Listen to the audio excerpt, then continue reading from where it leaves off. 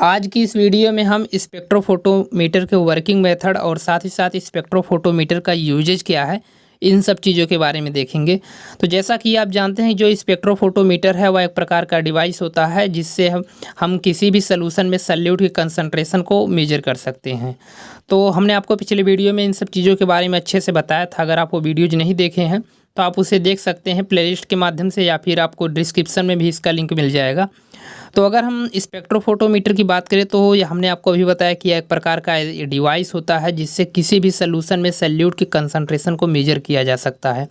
Solution में चाहे solution colour solution हो या कलरलेस सॉल्यूशन हो, सभी प्रकार के सॉल्यूशन में सॉल्यूट की कंसंट्रेशन को मेजर करने के लिए जो हमारा जो स्पेक्ट्रोफोटोमीटर होता है वह सक्षम होता है।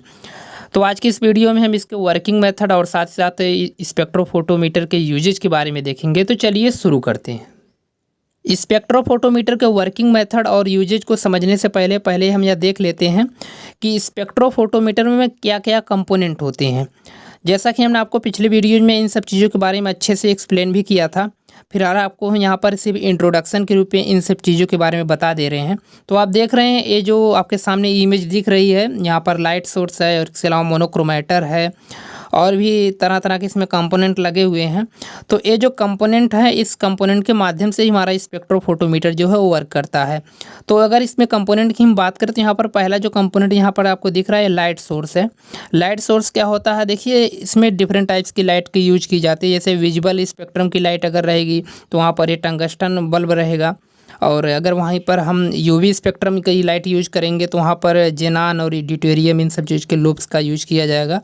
अगर यहाँ पर इंफ्रारेड की लाइट यूज की जाएगी तो वहाँ पर ग्लोबल या नियरेस्ट ग्लोबल इन सब चीज़ों का यहाँ पर अलग अलग तरीके की लाइट सोर्सेज के लिए अलग अलग इंस्ट्रूमेंट का यहाँ पर यूज किया जाएगा। कहने का मतलब यह है कि यहाँ अगर हम विजुअल लाइट का यूज करेंगे तो ये इलेक्ट्रिक जो फिलामेंट्स का बल्ब होता है, बीम ऑफ लाइट वो देता है, तो उसका यूज कर लेंगे।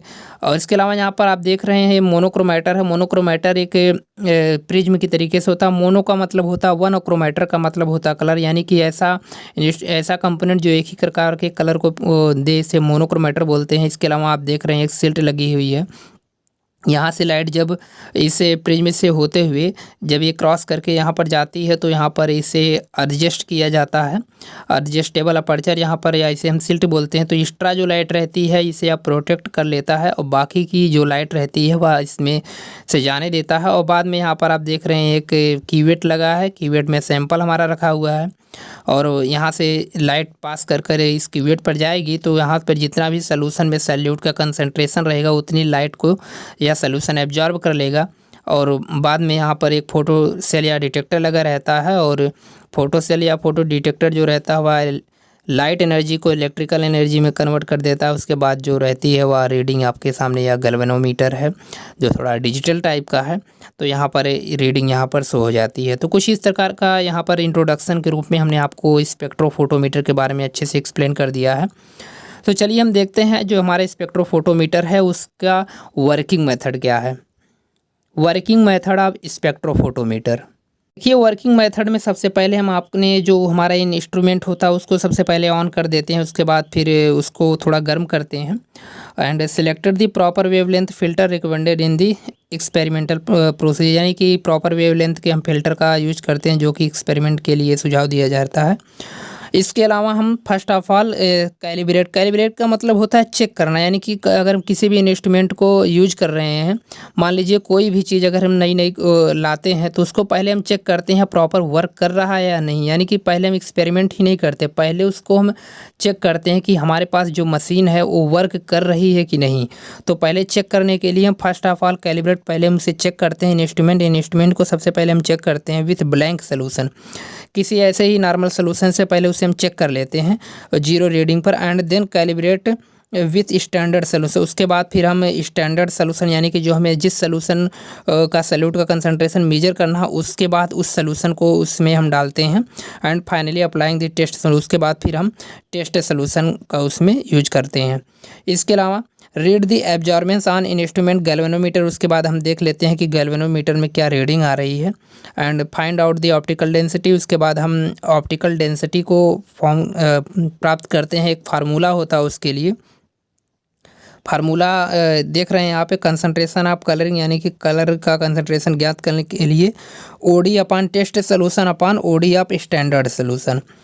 इसके अलावा मल्टीप्लाई करेंगे, उसके बाद concentration of standard solution into 100 कर देंगे। तो इससे हमारा जो स्पेक्ट्रोफोटोमीटर के द्वारा जो हमारे गैल्वेनोमीटर में जो रीडिंग्स हुई है उससे हम ये ज्ञात कर लेंगे कि हाँ कितना % है इस सोल्यूशन में सॉल्यूट का कंसंट्रेशन। तो इस फार्मूले की मदद से हम जो ऑप्टिकल डेंसिटी है उसको हम ज्ञात कर सकते हैं। इसका जो मात्रक होता है वो ऑप्टिकल डेंसिटी होता है, इसे हम ओडी से भी डिनोट करते हैं। तो इस फार्मूले की मदद से हम इसके डेंसिटी को हम आराम से ज्ञात कर लेंगे। तो इसके अलावा इसके बाद हम देखते हैं जो हमारा स्पेक्ट्रोफोटोमीटर है उसका यूजेज क्या है। तो यूजेज ऑफ स्पेक्ट्रोफोटोमीटर यानी कि स्पेक्ट्रोफोटोमीटर का यूज कहाँ कहाँ पर किया जाता है। तो यूजेज में आप जान रहे हैं जितनी भी लेबोरेटरी वगैरह रहेंगी, इसके अलावा जितने भी हॉस्पिटल वगैरह हैं, हर जगह इन सब चीज़ों का यूज किया जाएगा। तो इसमें पहली लाइन जो लिखी गई है, it is use in detection of concentration of substance, या किसी सबस्टेंस के कंसंट्रेशन को मेजर करने के लिए इसका यूज किया जाता है। यानी कि सोल्यूशन में सॉल्यूट के कंसंट्रेशन को मेजर करने के लिए इसका यूज किया जाता है। It is use in detection of impurities, यानी कि किसी सोल्यूशन में इम्प्योरिटीज अगर है तो इसके लिए भी इसका यूज किया जा सकता है। और भी चीज़ें जैसे हैं, it is also monitoring dissolve oxygen content in fresh water and marine ecosystem, यानी कि जो फ्रेश हमारा वाटर जैसे नदी, तालाब, झील, ये सब जो वाटर है तो इसको हम फ्रेश वाटर बोलते हैं। तो यह फ्रेश वाटर में डिजॉल्व ऑक्सीजन के कंटेंट को मेजर करने के लिए भी इसका यूज किया जाता है। इसके अलावा जितने भी मैराइन इकोसिस्टम यानी कि समुद्री जल जो रहते हैं उनमें भी अगर मान लीजिए कोई ऑक्सीजन के कंटेंट को मेजर करना है, इसके अलावा और भी कुछ इम्प्योरिटीज वगैरह हैं उसको भी मेजर करने के लिए हम यहाँ पर स्पेक्ट्रोफोटोमीटर का यूज आराम से कर सकते हैं। तो ये सब चीज़ें यहाँ पर लिखी गई हैं। अगला जो इसमें है, it is also use in hospital for analysis of respiratory gas, यानी कि हॉस्पिटल वगैरह जो रहते हैं वहाँ पर हम रिस्पायरेटरी जो गैसेस रहती है उसको एनालिसिस करने के लिए स्पेक्ट्रोफोटोमीटर का यूज करते हैं।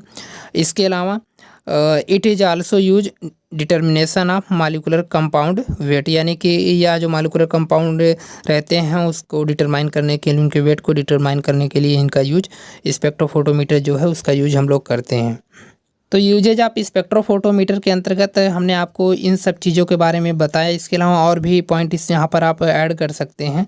तो आज की इस वीडियो में हमने आपको वर्किंग मेथड ऑफ स्पेक्ट्रोफोटोमीटर और साथ ही साथ यूजेज ऑफ स्पेक्ट्रोफोटोमीटर के बारे में बताया।